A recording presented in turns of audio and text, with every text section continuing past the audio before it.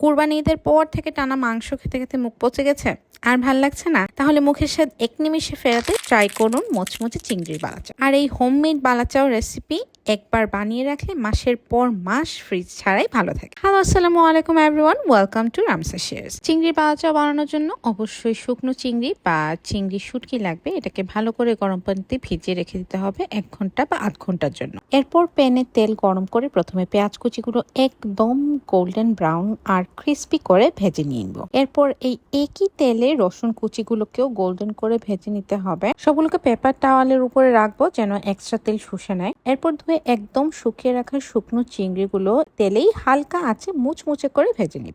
খেয়াল রাখতে হবে পুড়ে যেন না যায়, মুচমুচে হলেই নামিয়ে। শুকনো কড়াইয়ের মধ্যে প্রথমেই একটু লবণকে এরকম করে টেলে নিতে হবে। লবণগুলোকে ভালোভাবে নেড়ে নিতে হবে।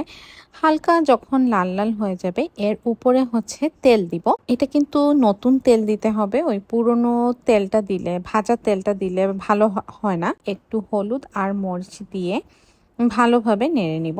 তখন কিন্তু চুলার আঁচটা একদম বন্ধ থাকবে। তেলের মধ্যে প্রথমেই চিংড়িটা দিয়ে দিব। ভাজা চিংড়িটা দিয়ে ভালোভাবে নেড়ে নিতে হবে যেন চিংড়ির গায়ে সবগুলো মশলা লেগে যায়। আপনি যতটুকু ঝাল খেতে চান আপনি কিন্তু ঠিক ততটুকুই ঝাল দিবেন। শুকনো মরিচগুলোকে তেলে মচমচে করে ভেজে ঠান্ডা হলে সামান্য লবণ দিয়ে হাত দিয়ে ক্রাশ করে চিলি ফ্লেক্স বানিয়ে নিয়েছি। আর এই চিলি ফ্লেক্সটাই আমি দিয়ে দিলাম। এরপরে ভেজে রাখা পেঁয়াজ আর রসুন কুচিটা দিয়ে দিব। আপনারা যতটুকু রসুন কুচি চান ততটুকু রসুন কুচি দিবেন, যতটুকু পেঁয়াজ পছন্দ করেন আপনারা দিবেন। এটা একদমই আপনাদের টেস্ট বাডসের উপরে। আমার রসুন ভীষণ পছন্দ, তাই আমি অনেকটুকু রসুন দিয়েছি। বাইরের কেনা যে বালাচাওগুলো পাওয়া যায় ওগুলোতে কিন্তু শুধুমাত্র রসুন আর পেঁয়াজই পাওয়া যায়, চিংড়ি একদমই সামান্য পাওয়া যায়।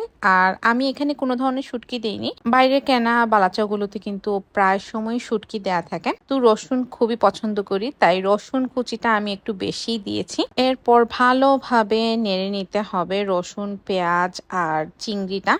তখন কিন্তু একদম হালকা আঁচ রাখতে হবে, বেশি আঁচ রাখা যাবে না, তাহলে নরম হয়ে যাবে। এই তো আমাদের বালাচাও রেডি। এটা একদম ঠান্ডা করে একটা এয়ারটাইট কাচের বয়ামে ভরে রেখে দিলে 2-3 মাস অনায়াসেই মুচমুচে থাকবে।